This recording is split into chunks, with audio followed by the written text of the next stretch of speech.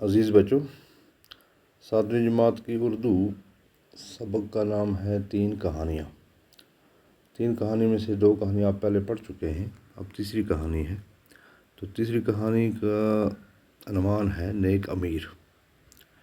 ایک دن کی بات ہے کہ ایک یتیم بچے کے پاؤں میں کانٹا چبھ گیا۔ یتیم کہتے ہیں کہ جس کا باپ نہ ہو۔ بچہ تکلیف سے چلا رہا تھا، یعنی رو رہا تھا، بہت زور سے رو رہا تھا۔ ایک امیر آدمی گھوڑے پر سوار ادھر سے گزرا۔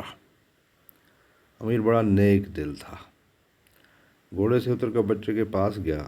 اسے پہلے تو بچے کا پاؤں اپنی گود میں لے کر کانٹا نکالا، پھر زخم پر پٹی باندھ دی اور تب اسے گھوڑے پر بٹھا کر اس کے گھر چھوڑ آیا۔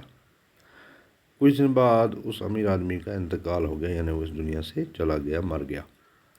کسی شخص نے خواب میں دیکھا کہ وہ امیر آدمی اللہ کا شکر ادا کر رہا ہے کہ وہ کتنا مہربان خدا ہے جس نے مجھے ایک سوکھے کانٹے کے پتے جنت کے باغ دیے۔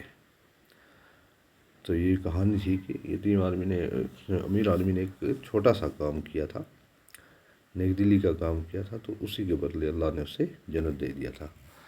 اب اس کے الفاظ معنی ہیں: یتیم جس کا باپ نہ ہو، چلانا، رونا، انتقال، مرنا۔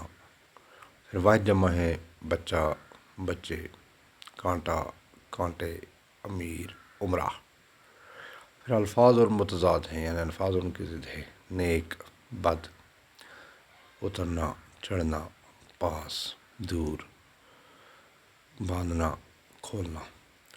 پھر سوال نمبر 7 آپ کی کتاب میں یہ ہے: امیر آدمی کس پر سوار تھا؟ تو اس کا جواب ہے: امیر آدمی گھوڑے پر سوار تھا۔